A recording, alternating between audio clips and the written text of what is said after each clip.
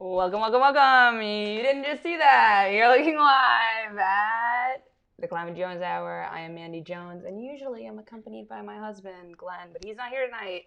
We got Zach running the board, doing an elegant job, never fumbled once in his life, clearly. That was a sneak peek of who we have in the studio with us tonight. We meant to do that entirely. Subscribe to the YouTube channel, Mandy Jones the Comedian. That's where you can find both podcasts that I do. Wednesday nights, it's The Wildflowers by Scalisi and I. Hey, Greg DeFlippo. Hey, Glenn. I can't see the other names. We got an awesome guest in the studio with us tonight. But before I bring him on, just a couple housekeeping things. It is October 2nd, 2020. This is the 9th episode of the Calamity Jones Hour. We've been changing up formats and names of our shows, but we're still trying to bring you just some better content from the same old folks. I think I'm going to get right into it with our guest here. He is my brother from another mother. He served in the U.S. military. He is an infantry combat vet. He has his own podcast, Majestic as Fuck. This is the first time he's ever a guest on a podcast. He just hit the ground running, took his own podcast, never even sat as a guest. Mr. Shawn Laugier. Woo! What's up, guys? Welcome. So welcome to the guest side of the table. Thank you. Like I said, you hit the ground running. So you started a podcast to talk about some real fucking heavy shit. Pretty much the opposite of what I try to do here. Yeah. I'm like, let's keep it all nonsense and like silly. And your show is about some real stuff. So like first off, I have a Majestic as Fuck AF mullet, and it was just something like I visioned in Tennessee, and I got my buddy who's actually behind the mixer to tattoo this cool ass logo.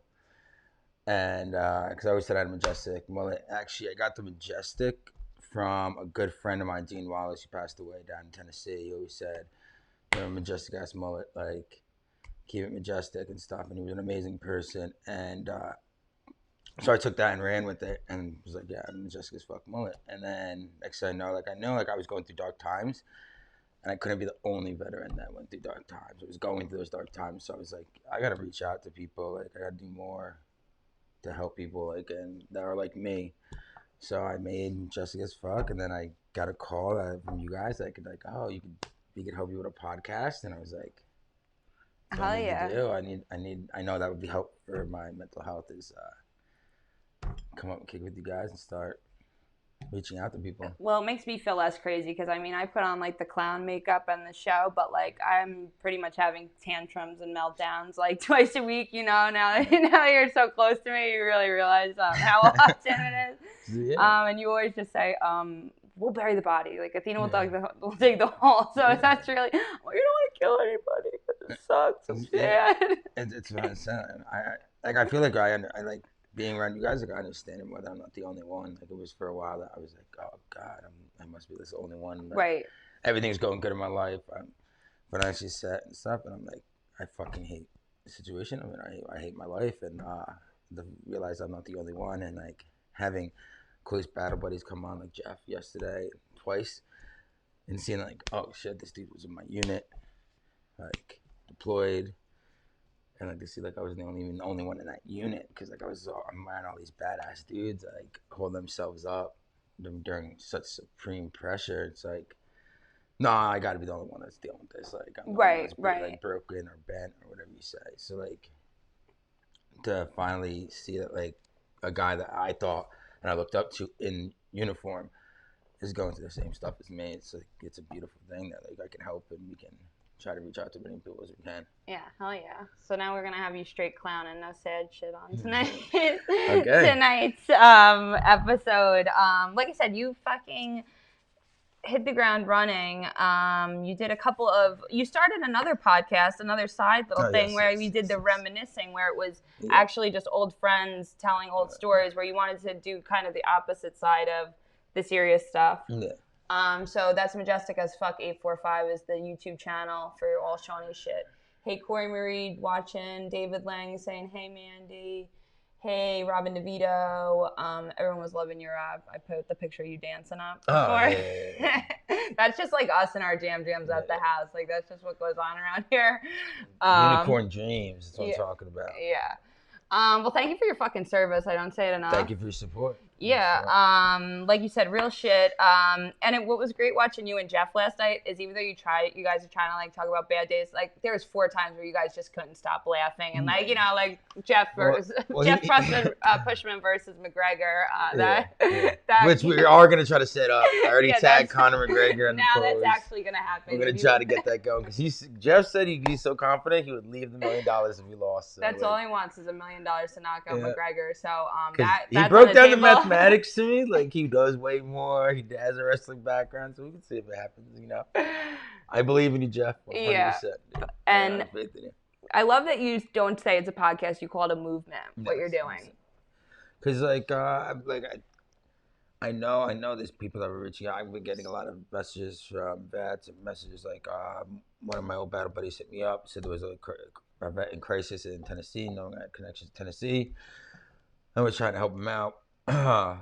So like it's not like I know deep down inside that like I'm not the only one anymore. I've been getting messages saying like people admiring the show and we talk about real things that no one likes to bring up. So like it's not a podcast anymore. It's bigger than me. I was using it as like a relief thing, like to help me out with my depression and stuff like that. But like now it's not. Like I'm gonna get merch made. I'm gonna have people fucking rocking that shit, being happy and trying to be as majestic as fuck as they can, and see that they're not alone. Because I believe like a lot of people think they're alone when they go into that stuff. So yeah, and I think a big part of it, what you've been talking about, and us realizing is like that we put so much of the pressure that's on ourselves, like all this like I have to be greatest, I have to be number one, all this stuff that's going on, and people are like, you can go to bed with dishes in the fucking sink, dude. Exactly. You could have like some laundry that's dirty without fucking being a fucking psycho. Yeah. But I think it just goes back to just being a control freak, I guess. It happens. Like everyone wants to control their own destiny, but at the same time, like when things aren't going your way, you just you panic. That's why I used to have "Don't Panic" on my trigger finger. It tattooed to me. But he used that trigger finger so much and fucking rubbed that shit off. That was like a new tattoo kind of. I think so I could always look at my finger and then just don't panic. I guess I should just fucking panic. God forbid I was. My tattoos are melting off me. I should probably. I take it as a sign. I take it as a sign that says like, yeah, I don't need to panic. I don't need to be told not to panic anymore. I'm good. Like, yeah, you don't need it written on you.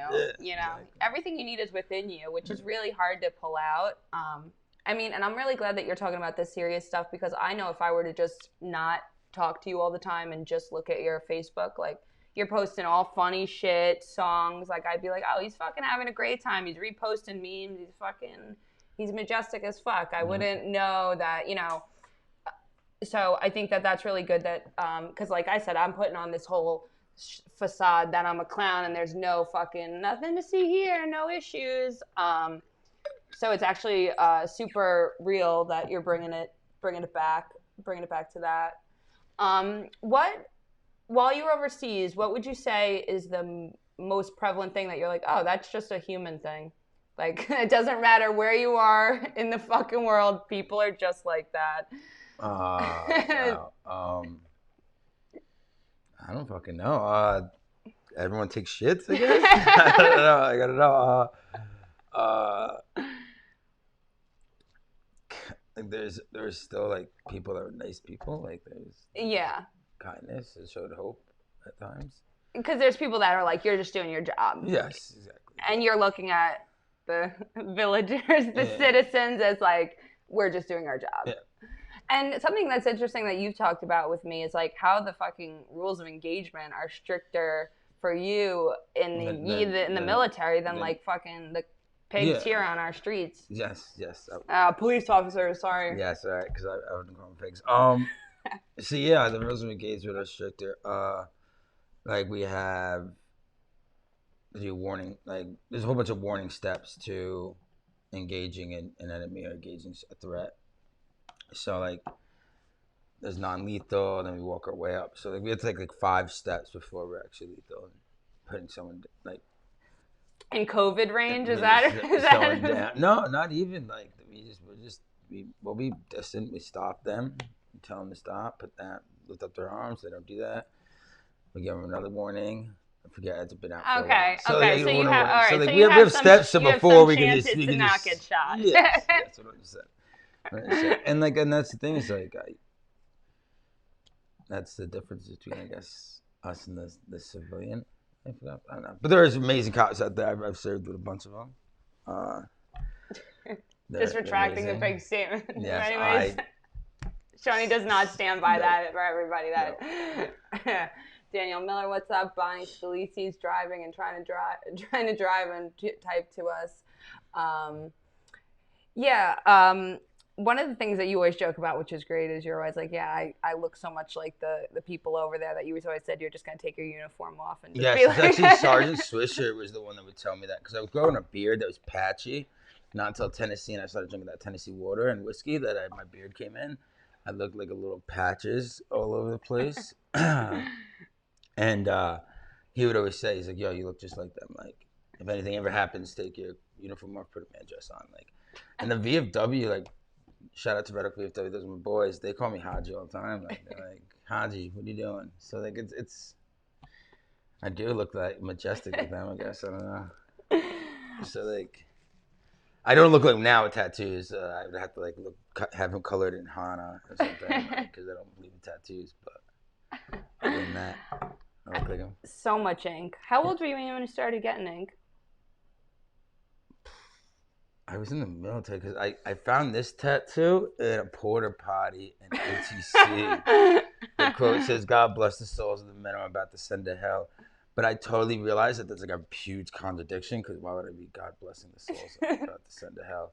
But I found it in a porta potty in Fort Irwin, California. I was taking a shit and I looked up and I was like, oh shit, that's a pretty badass tattoo. God bless the souls of the men I'm about to send to hell. I was like, I want to get that tattooed. So I wrote it in my journal. I went home and got it, and then like I forget who pointed it out that it's kind of a contradiction. Like, why are you blessing the people sending to hell? Because once they get up to heaven.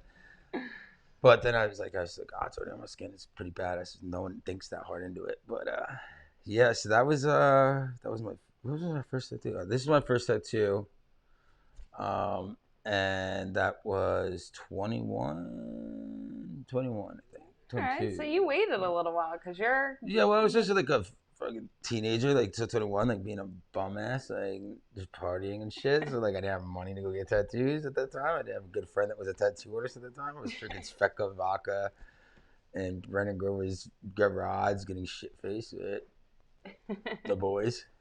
So I didn't really have money to get tattoos, and then I was like, boom, once I got them, I got addicted. I met Elliot, who did a couple of these.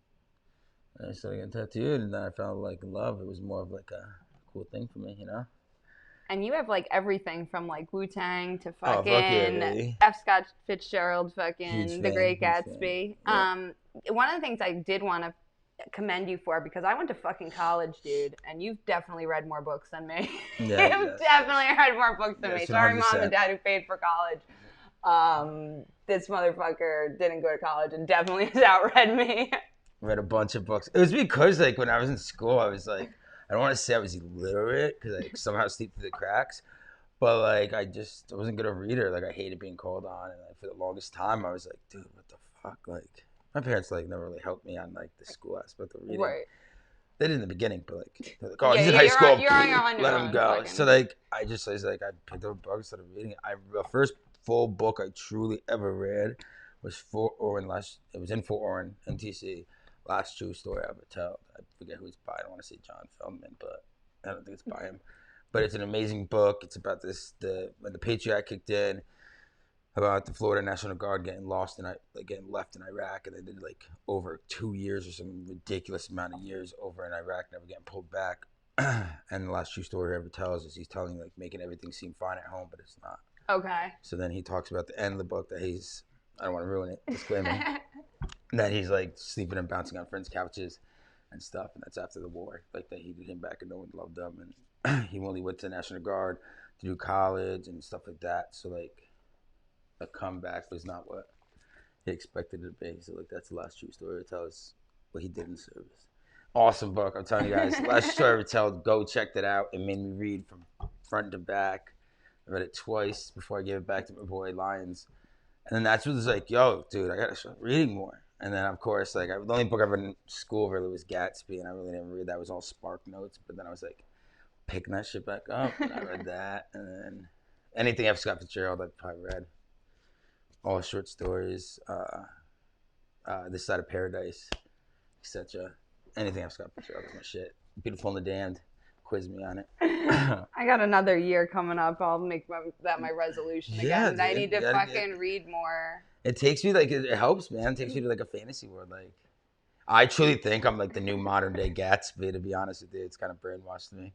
Like I do everything like trying to be like Gatsby. Like in New York, Long Island, trying to be Gatsby. So like, I'm not saying I'm not. No, I'm just Puerto Rican Gatsby. Like, just not as rich as Gatsby. No, I mean, I definitely feel that. I mean, like the M. Gustav in the Grand Budapest Hotel, Wes Anderson's Grand Budapest Hotel. He's like, he basically keeps this illusion of grandeur and grace alive. Like, and if we could like keep this like marvelous, fantastic world, like by calling yourself majestic and being majestic and by staying majestic, it actually keeps you majestic. Yeah, 100%. I know something Bonnie and I were always talking about, like being royalty, being queens, and building each other up instead of, trying to be the crabs in a bucket is the big comedian thing. You know, the thing like, oh, someone's getting to the top. Oh, let's pull them down. It's like, that's not really how. That is, I've never heard that before. That is a really good sense. Yeah. It's a crabs in a bucket mentality because crabs will never get out because they'll fucking, once one of them tries to get ahead, they all fucking pull them back. Yeah. It's like assholes. That's fucked up. Fuck you, crabs. Yeah, seriously. But that's totally the comedian thing. Like, you would not think that. I would not think it was a competitive place. You think, oh, it's all jokes. They are not fucking around. They are not joking around. People are, there's alliances. What the guy Will was saying, who was our guest the other night, he's like, they get so tribal. I'm like, it's true. It's a funny word to call it, but yeah, you wouldn't think. And now you're like doing the opposite, like these military guys who you think would be all competitive, and you guys are actually big softies and talking to each other about your feelings. And that's a shock because like Jeff is a very hilarious dude, like, and he was like such a tough dude to admire. Like, I'm pretty sure like the one time it was me, Anthony Roca, and him in the Humvee. We listened to Blue Bayou by Linda Ronstadt. That's our jam. But other than that, like now that he knew that song, I was like, oh, he actually likes emotional stuff. He likes music, like. But then to see like him like be able to open up and me to be that guy that got him to open up, like or helped him open up, it is freaking amazing. Like I looked up to him. He's one of the dudes I looked up to. There's many guys in the military I looked up to, and it's awesome to have them all reach out to me and be like, yo, because Sergeant Sini, great dude, told me they sent me a comment on the last YouTube video, and he said some people, I forget the actual quote, hold on. Some people are an asset to the military and some are not, like something like that. And which meant the world to me because he's calling me an asset, which is awesome. This is a guy that all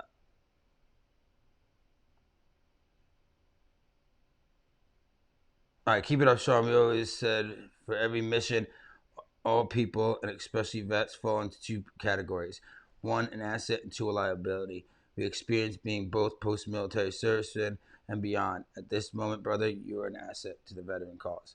Which, like, that, having him say that to me is the fucking world. Like, he was my squad leader. He was my team leader. He's a freaking ox. He actually looks like a Roman god. And I still stay in touch with him. I partied with him last Christmas. When I partied with him, hung out with him. Disclaimer. And to have someone that like I idolized growing up say that to me, like saying that like now I'm an asset, like I'm doing a good cause, I'm fighting the good fight, means the world, dude. Like right, because that's what it was for a while. I think finding what is my fight out here now that I'm not holding a gun or actually physically moving and doing something. It's like, what am I supposed to be doing out here with this? And I do my hands, Right, exactly. That's your and that's the thing is like I feel like idle hands that people veterans makes them complacent, comfortable, and like even though we know like comfortability and complacency would be the death of us, like right. like what Jeff was saying like yesterday, like you have to keep busy mentally. Like it on definitely the calendar dates that reminds you of the rough times. But like that's what this is about. Like I'm fine. Like I'm content because I had a good person help me become content, and I'm still content after the fact. I'm moving forward, continuing mission. Gonna share my majestic as fuck shit and make everyone majestic. Yeah. Like, look, you're looking pretty majestic. I think I'm rubbing off on you, bro. Like, I know. I was gonna braid both my hair, so I would have had a fucking mullet look. But I feel no, it's really true because even me, I'm like, all right, I've gone through stressful situations, but I've never been shot at. Like I'm not, and that's the problem is like everyone's problems are your own, and you are entitled to feel sad. Because when you start looking at everybody else's problems, you're like, "Fuck, why am I even sad right now?" Like, but that's I have this and I have that, and I think that's a dark hole that people put themselves in. Is they say like, "Oh, shit can be worse. Why am I right, so sad?" And then you beat yourself down even more. right. It's like, Because then you're like beating yourself for being sad and being right, depressed instead of like being open, being like, "I'm sad because I'm sad. I need to change this. It has nothing to do with why this dude's not sad or this other person's not sad." right. Because honestly, like I was sitting in freaking Tennessee, like there's no reason to be sad, like at all. I was happy, content, and this is something. Lock myself in my room 24/7. Tell my other roommate like, "Oh, I'm not home." If anyone knocks you, I'm not home. So to my Tennessee friends, if you knocked on the door, I was definitely probably home. I was home. I just was really depressed and couldn't. But I'll tell like an aside thing. Like if you're my homie and I tell you I'm not home, like even if I'm on the front porch, like I'm not home. Like, and they see me, so I back up and I go to the house. I'm I'm still not home. Like, nobody's home. The lights are on, but nobody's home. Even if I answer you, not home. Just leave, dude. It's cool. I'll be alright. Yeah, that's really that's hard too for Glenn, my husband. People you obviously know, but it's like because it's like we have all this shit. You shouldn't be depressed. You shouldn't be crazy and sad right now. Like, what else can we fucking do for you, Mandy, to make you fucking happy? Like, which is kind of crazy. So that's why I appreciate having you on because, like I said, the clown makeup and stuff. It's just who I am some of the time, and it almost makes it harder. When you go out into the real world, because people are like, "Hey, jokes, right?" And you're like, "Not today." I don't want to laugh, but everyone's like, "Oh, you're the jokester," and I guess it is I guess I did put myself in this position. It's like you with the podcast. You start making these dates and these things you have to do, and then it's like. Because first you started with it's gonna be every other week, and then you're like, actually it's every week, and then you're like, it's every week, and we're gonna do Mondays. It's gonna be called Sunday. It's like, well, yeah, like, it's awesome though. It was weird, like, because I was worried about being in a book guest and getting people here, seeing that all my battle buddies are like all scattered out the country. Right, and everyone's got a different schedule. Then next I know, like people message me like, "Oh, I'll be on." Like next week, it's like I'm coming right now. It's like, yo, we're gonna be doing Zoom with one of my battle buddies, and people like reached out and saw the Majestic AF, and we're like, "Yo, we're down, dude." Like, and I was like, "Cool, let's roll with this, dude." Yeah.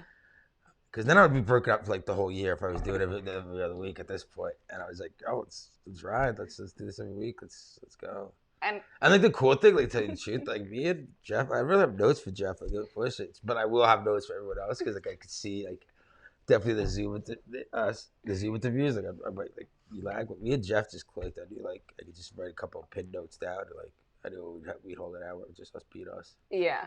One of the things that I remember you saying about Jeff, which it didn't come out on air, but you were saying like during like PT when you'd get in like trouble, he'd be like laughing, like maniacally, like someone that like is getting in trouble and is when they would smoke him, he would just make them smoke him more. Like that's a sick person that you wouldn't think was sad or like depressed. I'm pretty sure the gas mask thing, Sergeant A started throwing the gas mask to make him look colder because he forgot it. Oh, so what you have to practice even though or practice? No, like he did it. Like he forgot. No, it's like Smokey is like where like they beat you down physical training stuff. Okay. Like, your punishment is physical training. Okay. At like the extreme. Meanwhile, level. you're there for physical training. The punishment is more physical training. What they would do is like they thought he left his gas mask, but he did it was in a buddy's bag, or his buddy grabbed grabbed his too. So what they did was like they would throw the gas mask and make him low curl to it, like puss would just have an ear-to-ear smile. That would be sort of more bad because like, it's like, oh, why you smiling? I'm trying to smoke you, trying to punish you. And then he just like be laughing like, I don't care. Like this is not tiring to me. Like I could do this all day. Right. So then it just make people mad. Like Jeff just had those godads to like hang. Me on the other hand, I was like, I'm still kind of chubby. Like I'm trying to just smoke. I'm trying to be riding under the radar, out of sight, out of mind, kind of thing. I never really want to get in trouble. So like, I did all the time, but like I just in my head, I was like, oh, if you do this, you're not gonna get in trouble. And then for some reason, I'd veer off and be totally in trouble. I feel like that's just gonna happen. If Definitely me, dude. Definitely me. Like never been to jail though. Awesome. But I just step in shit sometimes. You know what I mean? In a good way, though, right? Yeah, 100% good way. That's a good way. Well, one of the things that's been making me happy is your fucking puppy. Oh, dude. Style Bender, dude. Thanks for the shout. Yeah, Style Bender shouted at my dog after the UFC fight. He said, "Yo, what up, puppy?" And he was talking to my dog. And she was watching the fight with us. So, like, good job, Style Bender. You're the champ. We had fun with that.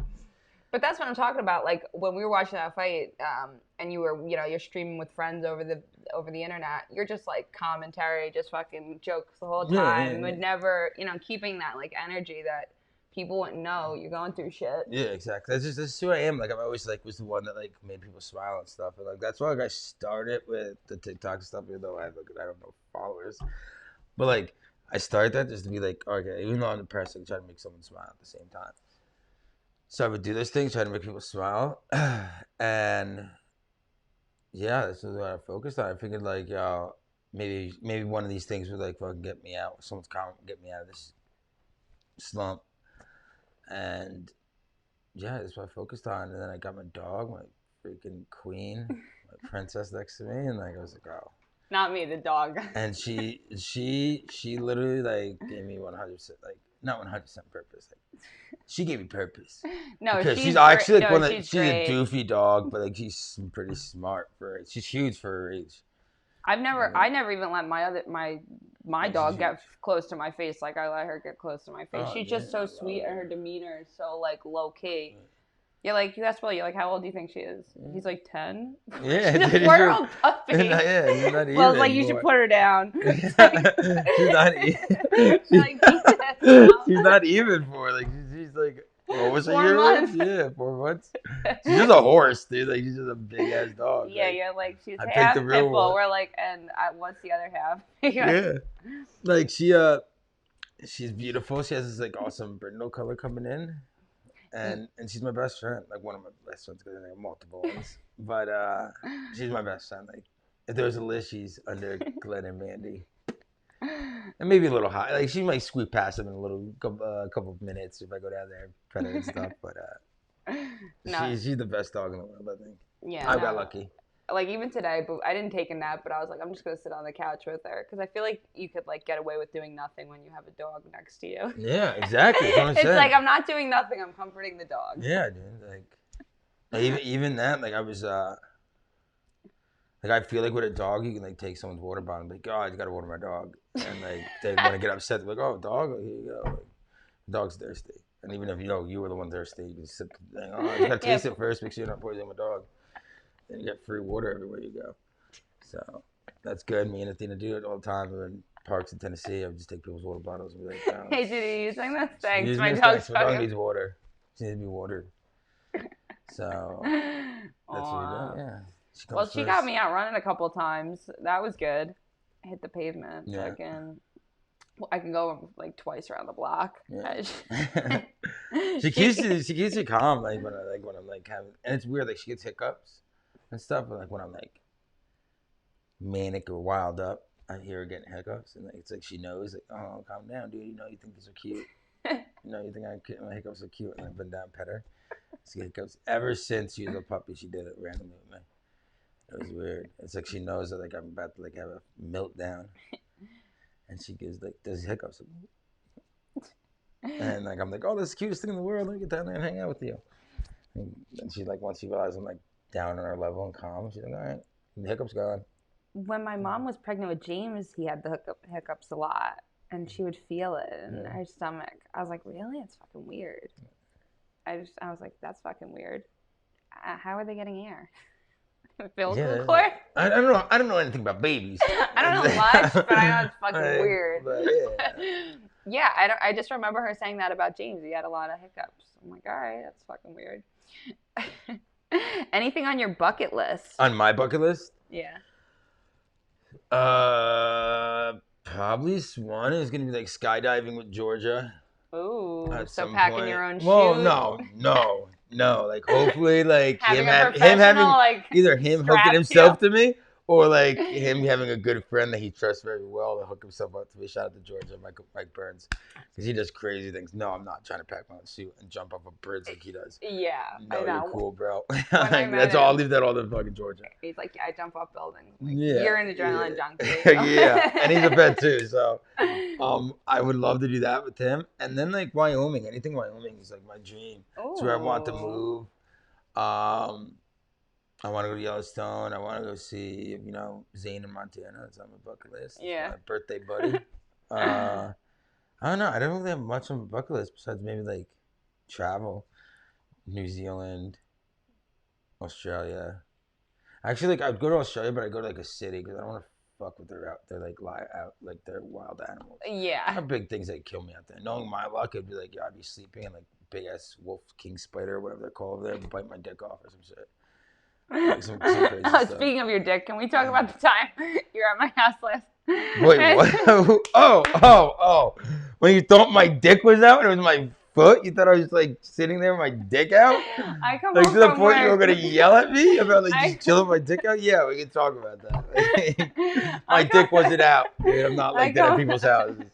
I come home from work and he's napping and he's got his one leg out like this and his foot is like this and the angle that it's on, the ball of his foot just looks like a fucking penis head. I seriously walked by and I was so pissed. Like, am I fucking squinting at his dick right now? Like, I'm so pissed. Thanks. It's good to have a dick. Okay, but yeah, it wasn't my dick. She literally was gonna get mad at me. She was literally gonna get mad at me because she thought in her head my dick was just fucking chilling out. Yeah, how mad am I gonna get right now? And then I had to take a picture and I was like, guys, I'm not crazy. It's fucking hilarious angle. I like sent it to Oates. I sent it to... Yeah, you just mad people. Like, yo, Sean's dick's out, dude. Sean's fucking dick was out just, right now, I got fucking problems. Yeah, no, that's like the kind of stuff that we, deal with. We, that time you took all those clams home and then just... Oh, yeah, I took were they oysters or clams? Oh, oysters. I stole them from my boy Brian Prince to free them. Well, you guys were doing what? We're eating them. Yeah, we take chuckers and we're shooting them, eating them. But I was like, I want to take chuckers for free. And we freed them in Red Hook. Yeah, I drove home, and as we're driving down the street, he's throwing them out. Sometimes you have to free the animals, man. Yeah, the ASPCA I'm with the oysters. Love that. I'll fight for the oysters. We have to free them. It just always gets super silly. I mean, always. Well, with the group of our friendship, like our friends, like we've always been like a wild group of friends. So like we still feed off each other and like. Come on. Jack was here the other day. Like, dude was wild as hell. He's the little brother. Yeah. Of one of the family members, Brian. So it's like. Well, I love that, like, my memories came up, and I was like, you, Ty, and Jack. And I'm like, all right, 2 of them are still in my house right now. Like, 2 years later, like, I love that we're, like, back on track. Like, and Ty's coming down soon. Like, so we're, like, right where we belong. Yeah, because fucking upstate New York, my second home now for like 11 years. That's when I met you as soon as I met Glenn, pretty much. Yeah. I came down here and I think it was Zane's birthday, right? Or something like that. Or the rugby house, something like that. Yeah. No, because the first time we came, it was I think me and Zane's birthday. I think that's what I was convinced at the rec park. Like, come down. Yeah. Wow. And then we played Tequila Pong. And that was the wrong idea. Yeah. For 3 men. Yeah, they played Tequila Pong. That was pyramid style. That was the worst idea, but I was like, yeah, I'm not playing. We thought we were young bucks, and we were like, oh, we're going to be able to take care of this, and not at all. Oh, my Lord. Jamie Gregory. Sean, what about the hamsters you threw out the window? Oh, my God, dude. I did not throw hamsters at Lauren Macalusa's window. Biggie Smalls and Tupac. I had nothing to do with Jamie. I was blamed for it because I was in the room with That you, was Jamie. a real crime, but never, you had nothing to do with it. No, I really did have anything to do with it. But Laura, who loves me, dude, like really believed I chucked her hamsters at the second story window to free them. Like, no. I only free oysters, and like I knew those hamsters wouldn't last if I threw out the window. Oh my Lord! How old were you approximately? I don't know. I definitely was probably in the military at this point. Like for like.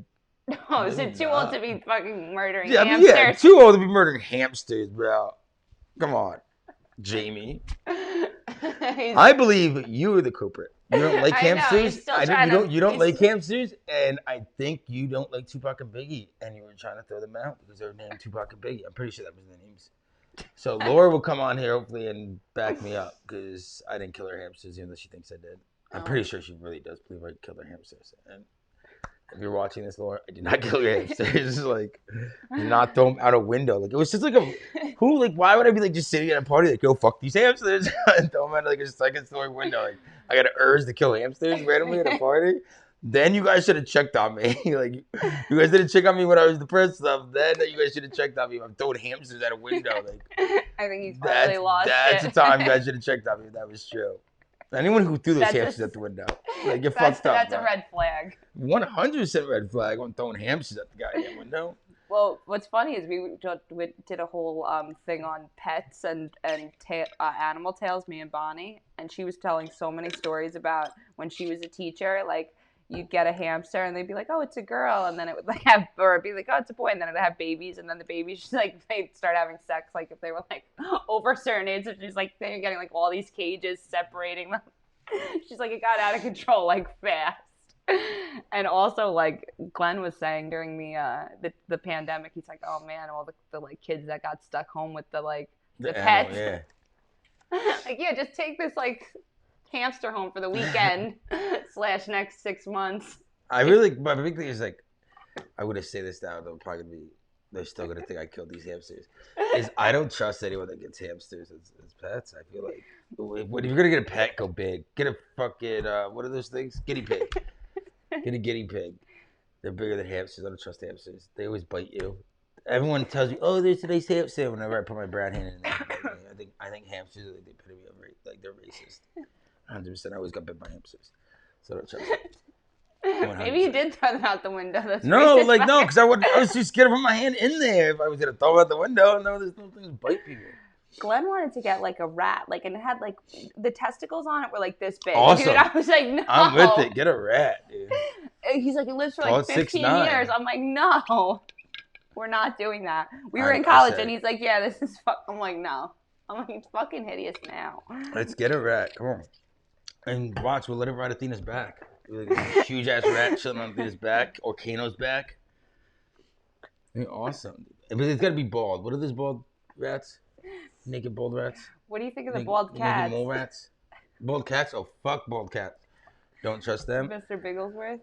Yes. Fuck that shit. Dude, I have a cat with no tail, like a minx. I don't trust cats with no hair. Actually, they're cute, dude. Tell you the truth. As long as they sing, what's that song? I am Siamese, if you please. Weren't they bald cats? No, those are Siamese cats. But they were bald. They look. Oh, maybe you're right, evil. Dude. Okay, maybe they're just evil bald cats. I don't know. They look bald in the cartoon. I might forget, but no, they were definitely bald cats. I'm pretty sure. I'm gonna go back and watch it. What is it, Lady and the Tramp? Yeah. Going back and watching it. Not the new one, the old one. I actually tried to put the old one on when I had Bentley Estelle, and the whole movie's like dogs whimpering, like real life towards dogs whimpering, and just like. Like, what the fuck? Oh my lord. Yeah, no, it was I couldn't get through it. Couldn't get through the new Lady and the Tramp. Although I did love the old one. I didn't really like that. That was like, I think about watching a movie. I didn't really like the Lady and the Tramp. My favorite movie, Disney movie, is of course Lilo and Stitch. And then I don't know if it's Disney, Cats Don't Dance. But I love Cats Don't Dance. Topaz movie. Oh, I don't remember that one. Cats Don't Dance? It's like, dude, this cat goes to Hollywood. He's trying to change his dreams to be like a farmer, gets on a bus, and there's a what's that? Shirley Temple chick at the time, but she's a human, and her bodyguard's a big ass gorilla. Like, I'm telling you, don't you see that shit? And he's like, cats don't dance. And he's trying to win over like the the Jennifer Aniston of Cats. I feel That's an like- actress, and he's trying to win her over, but the whole time this Shirley Temple lady. Is it Shirley Temple? Like, yeah, the Shirley girl with the Temple's curly little girl, hair. Yeah. So it's like that, but like she's trying to stop the cat from being a cat or something like that. I don't remember it though. But the cat dances, and they say cats don't dance, and he's like the Fred Astaire of dancing.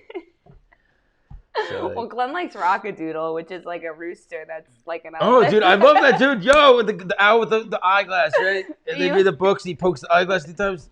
He Dope went on ass like movie. a tangent. He's like, you don't know Rockadoodle? Yeah, I love Rockadoodle. He's like the Elvis Presley fucking rooster. Yeah. Yeah, dude. Yeah. Good ass movie. But Yeah. good choice. It does have a lot of music.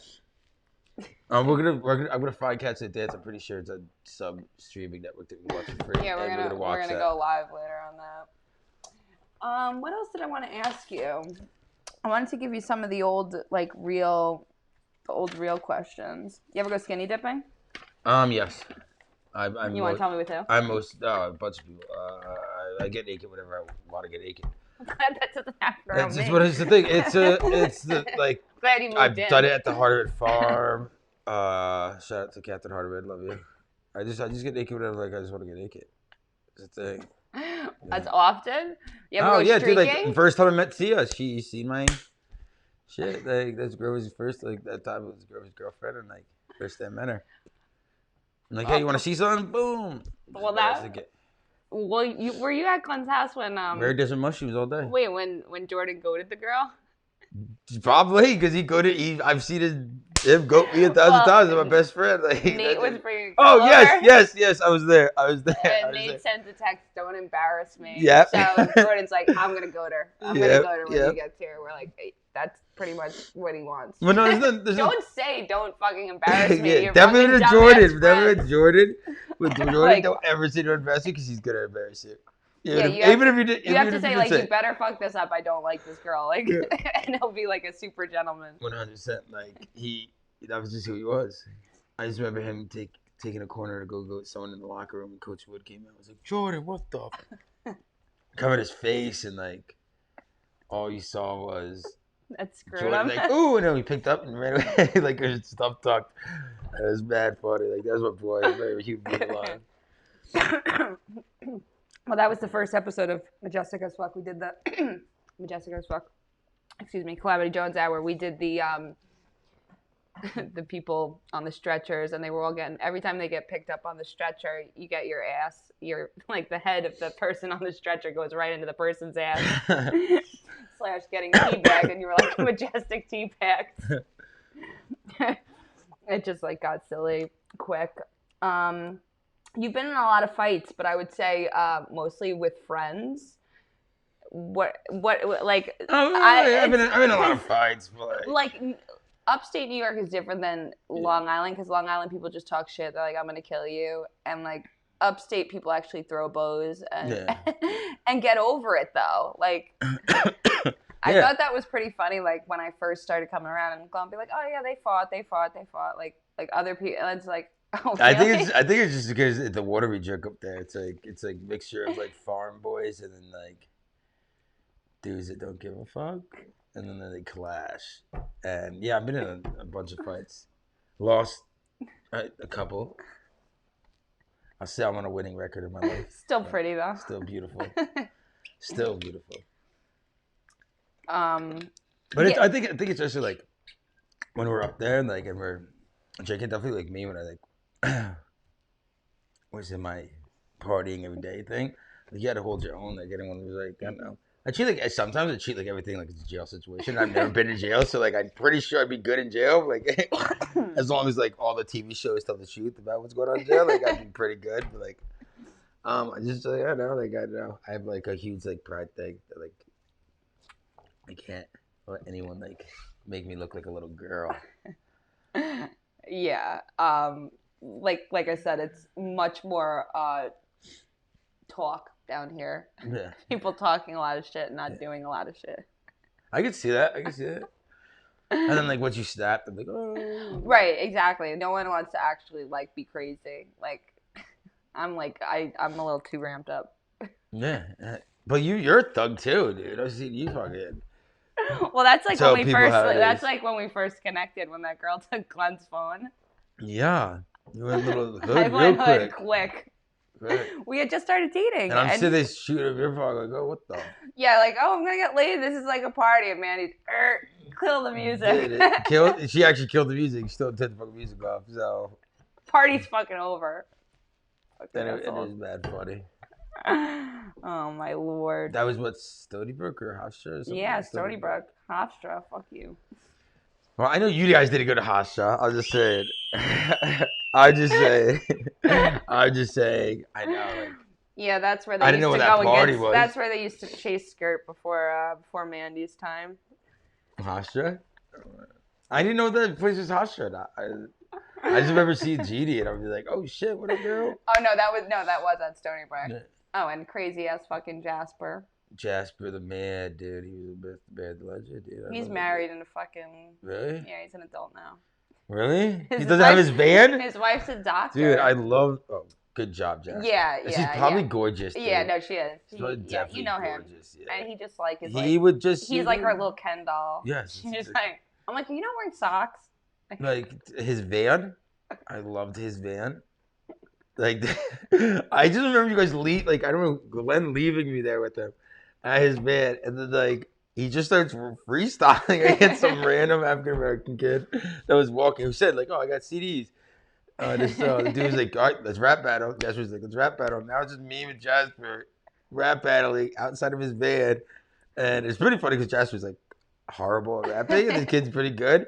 But then he's like, "Oh, you want to go to a party later? You can get my man." And I'm like sitting there like, "Wait, did I just watch a rap battle turn into like friendship? Like you want to come? We're gonna do a party. We're gonna get fucking wild. Hop in my van." And then I'm like, the guy's probably thinking they're kidnapping him. Like, well, he legitimately used to kidnap people. He used to bring he would just go to campus and then the house 6 times. So 30, 40 people get stuck in his house, and then he'd get wasted and be like, "I'm not driving home." People be like, "How do we get back to campus?" Like, I don't fucking know. You should know how you even got here. Yeah, you should have just walk back to campus. He's like, no, it was a far drive. Super sketchy. We when we first started playing, first year of rugby. My second year, the year it was Glenn's first year. And they were going to round up the guys to scare them. They're like, "Oh, we're going to take them all to the rugby house. We're going to do some light hazing." So I'm like, "Oh, okay." I'm like, "Let's take their fucking cell phones." Because they're literally on the fly, making up what they're going to do to these kids. I'm like, round up their fucking cell phones. So I was like, yo, that was the sketchiest part of that whole fucking thing. I was like, yo, so you aided to a hazing. Let's keep that on DL. It was all in good fun. Yeah, the one kid, he was having a total meltdown, and Glenn's like, if any gay shit happens, it's not gonna happen. I got you.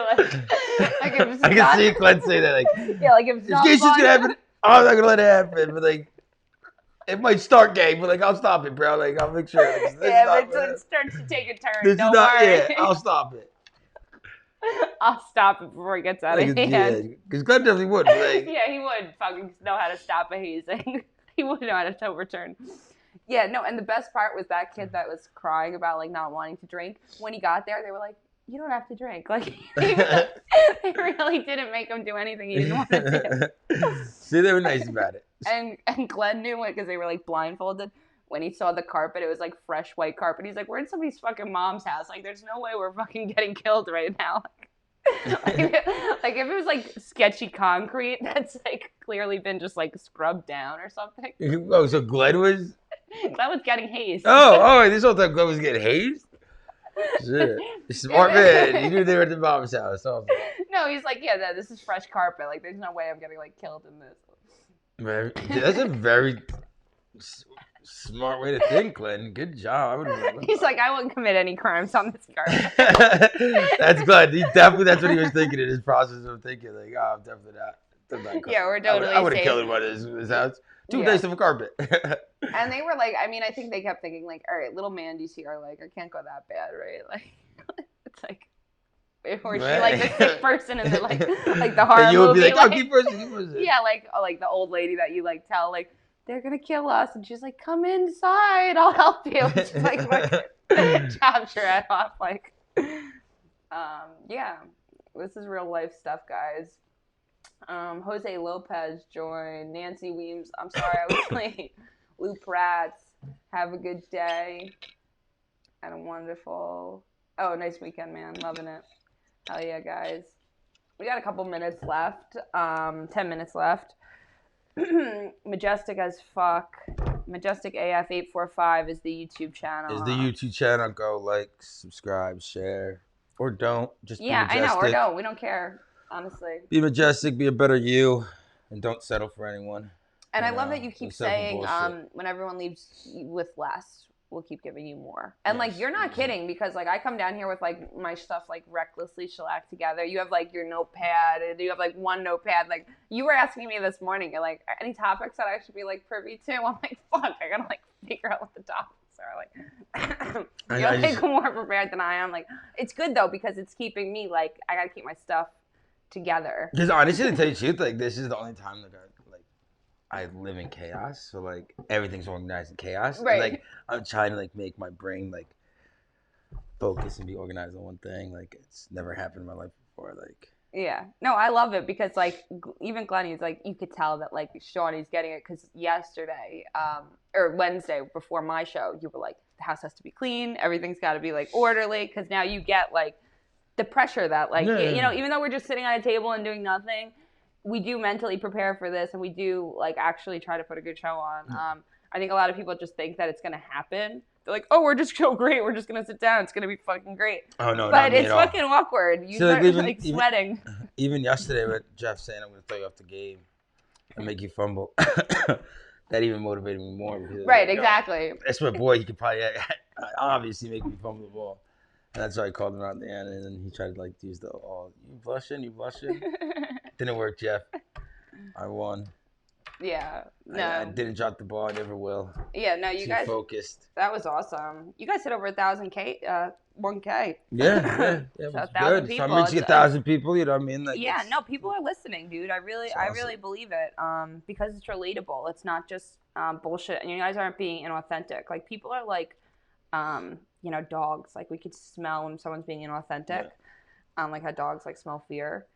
And I think that's something that people really get. Like me and Bonnie even say it a lot of times. We're like, we're not elitist with the shit. Like the people that are watching are just as important as the guests. Like it's not like, oh, because you've done something or you've met other people that you're more important than some other person. That's, you know, we're all equally special and important, because what would the show be if no one's watching it? Yes, you know? Exactly. And that's the thing is, like, I know, like, what I was going through, like, what I said yesterday is I'd want 100% of someone's, like, attention or, like, just to listen to me, and I would only get 50% or something less than that. So, like, with Majestic Suck, I'm trying to give 100%. Like, I hear you people, like, you want more, you want to hear the problems that people are having and let us help you guys out. So that's what we're going to do to you. Like, the VA is not helping a lot of veterans out, so hopefully this would be a way to help them out and get them focused and see that they're not alone. Because, hey, we're all humanity. We all got each other. You know what I mean? There's only us at the end of the day. Yeah. Watch each other sick, so. I know. That's all we can really do is help each other. Yeah. Definitely in the crazy world that's going on now. Yeah, I know. And all this divide and, you know, the crazy talk, we just have to go back to, like, actually Olivia had said after the debate the next day, her thing was like, I'm tapping out. I'm not part of it anymore. Because it's like, and I even messaged her. I was like, dude, you will still affect everyone that your light touches. Mm. Like, you will still change the world. Don't worry. You don't have to be necessarily, like, political, or there's other ways of helping the world, whether it be calling out to somebody or messaging somebody, you know, that's all. Sending somebody a fucking, you know, me and you send songs back and forth to one another. Yeah. And sometimes, like, you need that shit, you know, and you don't even realize it. Oh, positivity goes a long way. Nancy Weems, we love you. What do we got? A couple minutes here, 6 minutes. What else do I want to say? Let me give you some more questions. All right, hit me with them. Something fun.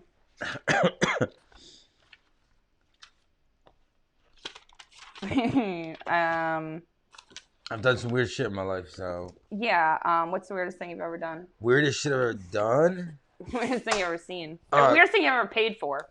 Oh shit! I was like, weirdest shit I've ever paid for. Well, I didn't pay for it, but like those hookers in basic training. Well, not in basic Somebody training. paid for it?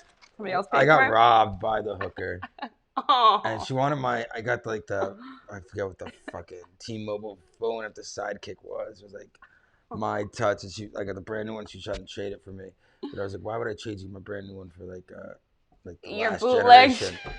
And then I was like, we were all bought the hookers. This is on our 40-hour pass, and we were all gonna smash. But then they gave me this one that was like named Brooklyn because I was from New York, and I was like, nah. And I was like kind of talking to this girl at the time when I thought I was. So I was like, I got my phone. I'm gonna go talk to her. This is awkward. And like I ran out like a little virgin boy, but like I wasn't virgin at the time. Like, I was like, this is fucking weird. I'm like, yo, Brewster. Oh, sorry, shit, the name. Get it? Yo, whatever. Get it? I don't know if he did or whatever. I went outside. I came back in. They were leaving. 4-4 was the taxi driver that hooked us up with these hookers. Columbus, Georgia, Atlanta, Georgia, something like that. And then I came back in. And I was like, oh, let's order pizza. I went to where I had my money. My money was gone. My wallet was gone.